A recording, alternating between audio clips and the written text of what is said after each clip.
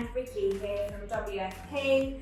We are going to talk to you today about electric vehicles, EV charging, hybrids, basically the electric market as a whole. The reason we're talking to you about it today is because we think that the vibe has changed in the market. We've seen a real shift in gears from our customers, talking to various people, and we just want to talk about it and get your take on it as well, really. Is it something that you're prioritising for your business or for your own household? What kind of transition are you making? Obviously at the moment energy is a really hot topic, what with the energy prices going up and everything, so people are trying to make those decisions about what's most economical, what's going to be the most future-proofing thing on a personal level and for your business. So that's what we're all about. So we're here just to present you some interesting facts and stats that we found, and yeah, just have a little chit-chat really about what's going on, what people are doing. So the first thing that we found is that everyone that's trying to promote EV charging, so you've got the government that's pushing things out, and places like ZapMap, I did find something that said 34% increase in EV charging stations since August last year to August 22. So that's about 34,000 EV chargers themselves across 20,500 locations, which when you think a couple of years ago, they're hardly around. But UK Power Networks have put out a poll on LinkedIn asking people, when will you be considering to have your next when we can be considering electric vehicles, when will you be buying them? And so we had a massive, like 36% people said that it won't even be in the next 5 years, which is crazy, because that's not marrying to what we're seeing with this whole picture of, yes, we're going electric, we're moving towards that future. We've got the government's 2030 deadline, haven't we? And then 53% of people said that they're not going to buy an electric car, that won't be their next car. 53%, that was only 4 days ago. So, what do you think, Ricky? Take a breath. Take a breath. Ooh. Well, it's just what people, it's like chalk and cheese. Yeah, crazy times. I mean, there's some very big factors going on with EV at the moment. I think the biggest one we've heard this week is that it's now only 1p per mile cheaper to use electric car than it is petrol. So obviously the price of electric has absolutely gone through the roof. That was if you're using public charging systems. Yes. So obviously if you're charging at home, yeah, it's still the cheapest way to do it, but the average price now is 40p per kilowatt hour for electric. Right, yeah. Which is, we know energy prices have gone up about 60%. Yeah. The big thing is obviously the price of the electric car in the first place. Yeah. So we know we can use Mark as a good example. Mark's just got his Volkswagen ID4. Mark's in our team on the way, so he is the third person now to go fully electric in the business. We've also got Barry, who's got a hybrid Mercedes. Yeah. So there's a few people making the switch, so yeah. Yeah, absolutely. So ID4. This ID4, which is, I don't know what model that'd be the equivalent to, but it's quite a big car, So when you consider, I've got a Ford Focus, ST line petrol. Yeah. Costs about 33,000, I think, for that particular model and trim. Yeah. That is about the same sort of standard. That's a slightly different shaped car to what Mark's got. But Mark's car is equivalent of about 65,000 to 70,000. It is indeed. And when you're not negating that with the electrical price, which is not that much cheaper anymore. Yeah. If you're talking about the same as petrol, why would you go electric at this point? And I think that is what we're really starting to see now, because you've got the massive problem is the price of the car. Yeah, that's what they said on the poll as well. Absolutely, price of the car is the first thing. But even if there was more affordable, you start looking at the other stuff, like the fact that this brand new Volkswagen ID4 on the best condition day, with nothing switched on, has got a 200 mile range, which is 100 mile less than most petrol cars. So that's the second problem. Yeah. Then you've got the problem of, once you've bought the car, Volkswagen have done their bit. They've not mentioned installing the car charger. That's going to cost between £2,000 and £3,000 sort of averaging for your home or for your business. So you've got that part of it as well. And then you take a listen. There's no big tax breaks. There was 2018 when everyone got Teslas, because it was pretty much a tax write-off for companies. It's any company director would tell you, their accountant would have said to them, you have to get one. it's ridiculous not to get one because of the savings. That's all gone. So we haven't got that anymore. And I think until the trend is going to come again, I'd say, probably, I'm thinking 2028. If we stick to by 2030, you won't be able to buy petrol and diesel. Yeah. So you'll be forced into them 3-year rentals. Yeah. By 2028, they know they're going to need to start going electric. Yeah. But I think, there's so many things against electric now. I mean, some of the polls, like you said, we had the. So I'm looking at the phone for the polls, just so everyone knows, so I'm not taking calls. So will your next car be EV? This was 4 days ago. 53% of people said no. Just a blanket no. 36% of people said yes. But if you'd done that 12 months ago, I think that would have been the other way around. Yeah, at least the other way, probably a little bit more so. Yeah. UK Power Network's really good with these polls they've been doing recently. When you plan to make the switch to EV, 1 to 5 years was the most popular with 36%. 5 to 10 years, 27%. Only 15% of 1,000 people said they were going to go EV within the next year. Wow, 150 people. Yeah, That's, That is shocking, really. Yeah, and then the last one was what would help you make a switch to an electric vehicle. And again, 1,000 people voted. 48% of people have said cheaper vehicles. 27% have said more infrastructure, which we'll talk about in a minute. And then 19% of people said greater range. Yeah. So kind of everything we've just covered, yeah. it's kind of that, the vehicles are too expensive. Yeah. Instantly the vehicles are too expensive, that needs to come down. People want infrastructure because they don't want to install at their home, But they're going to have to. But what if they've got a driveway? How many people haven't got driveways? We should look into that. That's a very good point. So, how many do you have driveways? Yeah. So if you haven't got a driveway, where do you charge up? Yeah. We've got this problem here because we've got a work-based charger with 2 points with 4 cars that he's using. Yeah. So we've got. Mark doesn't have a driveway at home. So he has to charge it out. He's using it here, Absolutely. Hybrid vehicles seem great because they charge really quickly, but because they've only got 30 miles, average 30, 50 miles, they have to be on charge every time they're here. Yeah. Because the range is so short, they constantly, every trip you do, if you're using the hybrid function, you need to charge it back up again. Yeah. I think obviously, the more infrastructure is really important. I think it is a sort of race against time now for the manufacturers to actually get on board with, tightening up the range and the functionality of it. Because I think, like you mentioned, you alluded to before you turn anything on. Now you get into your car, the go-to, especially in winter, you want to turn on the heating, or in the summer you want to turn on the AC, you want to play your music, you want to do everything. And in a conventional car, obviously, you just don't really think about that because it's battery and that's just going to live on until, that's like a mum and leave the keys in the ignition room and then come back to it.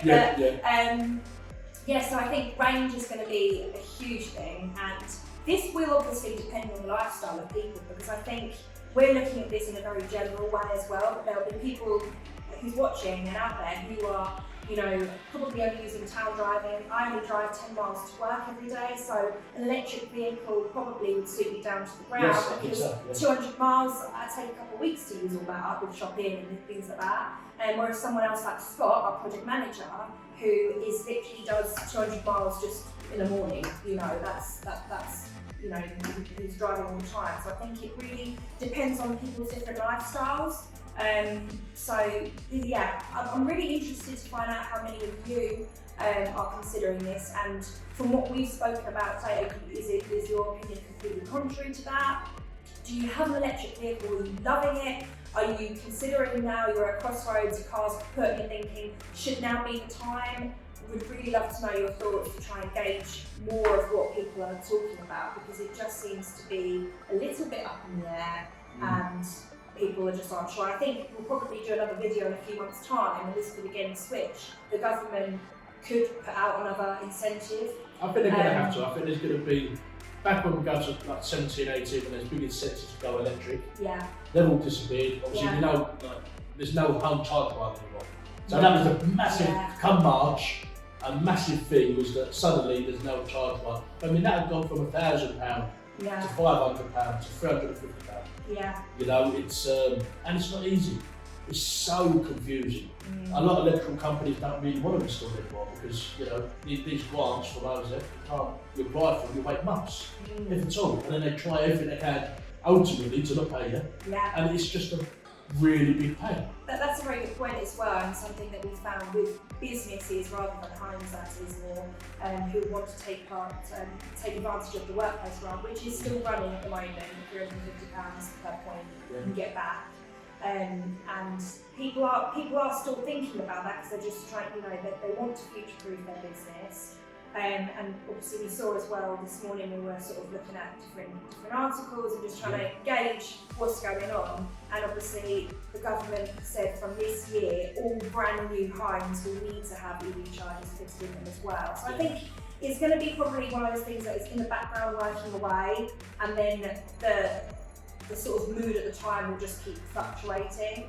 But for businesses, something that we talk to people about and they don't really fully grasp it, and then when they do they think, my goodness, is the fact that they can install those chargers and actually earn money from them being there. So for example, say you put them in and they have that brain that connects to your account, so you can see who's using it, how much usage is coming out. You can set the rate. So you mentioned 40 kilowatt per hour, pence per kilowatt hour. So you could say, well, actually, I want to charge 50p, you know, or 20p, whatever it might be for certain customers, etc. But what you can also do is stick it on the map. We've seen that, you know, hotels have done that in the past. That was one of our first customers who wanted to use EV chargers as a PR marketing tool to get them on a map. People come, charge up, have a coffee, and they're seeing her hotel, you know, which is fantastic. But yeah, you can actually charge out to people. So on the weekend, say you've got a car park for your business, but no one's there Saturday and Sunday, but you've got your charger sitting there. That could be a cash cow. Yeah, I mean, it's, you know, one of the first customers we ever seen together when I started was around the corner to us, and it was the groundwork company. Yeah. They had a massive plot of land, yeah. making about 20 spaces there. Yeah. The first one I said was stick a cafe going on, because then, you know, like, there's always opportunity in anything, you know, especially with CV charging now. There's still really good opportunities. You've got a bit of land, you can build a car park, you can put spaces in. What grids are doing, they're doing it very well. Yeah. You don't have to go to that scale, you know. If you just stick the chargers there, anyone that owns a car, and you know, sit down and do this with Paul and Scott, and Mark in about 3 months, because it'll be the same. The first thing they do when they go to places is, can I charge up your car?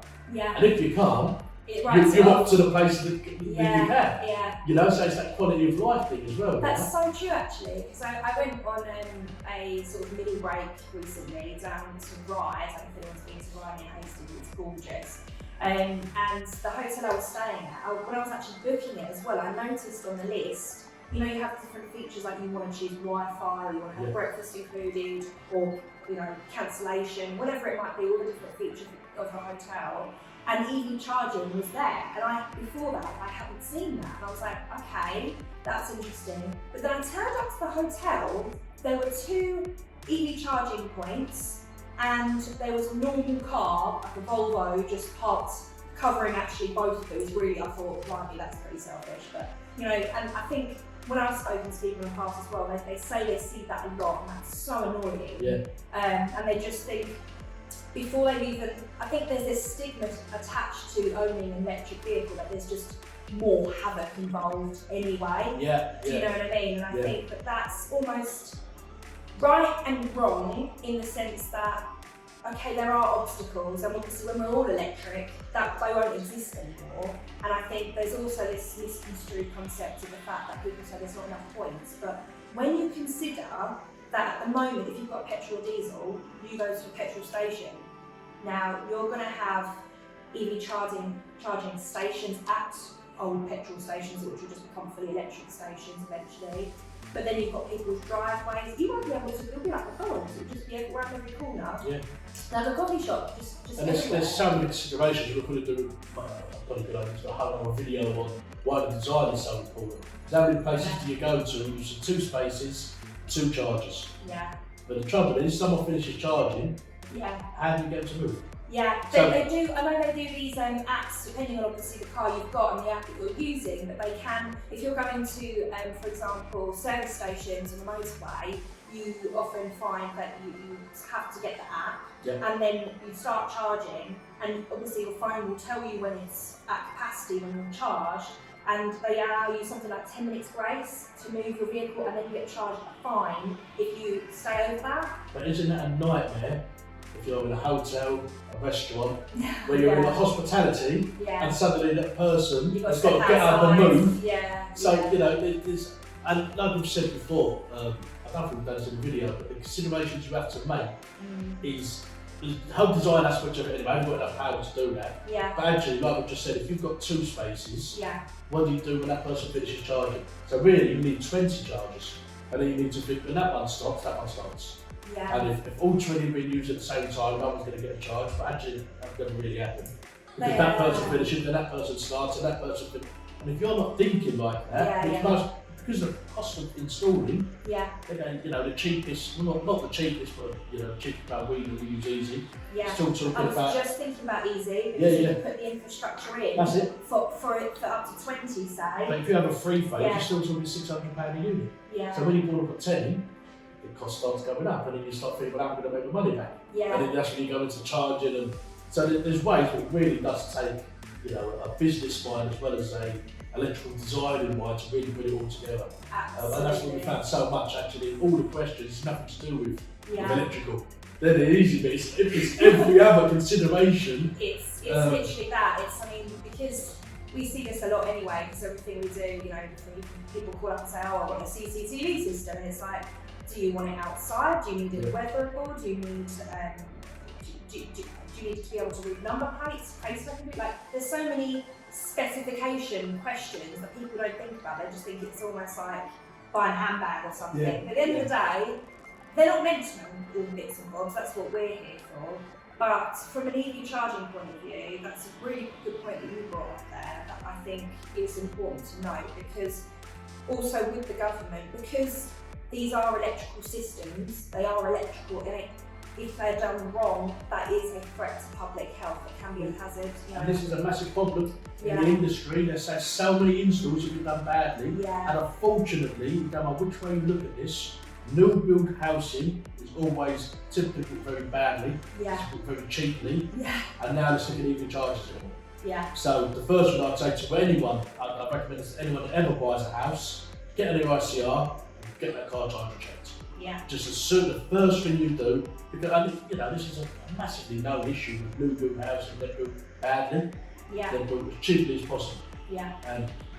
Absolutely. It's that, isn't it? EICR, by the way, standing for Electrical Installation Condition Report. We'll put something on the screen now so that you can actually go to that video which actually explains what that is. But yeah, absolutely incredibly important to check that installation. Just feel confident. Just because it's done doesn't mean it's right. You know, just because your builder's done it or your developer, whoever it might be, doesn't mean you trust that you're living there. You know, it's your health, it's your family, it's your neighbours, it's everyone. It's your £65,000 car at the end of the day.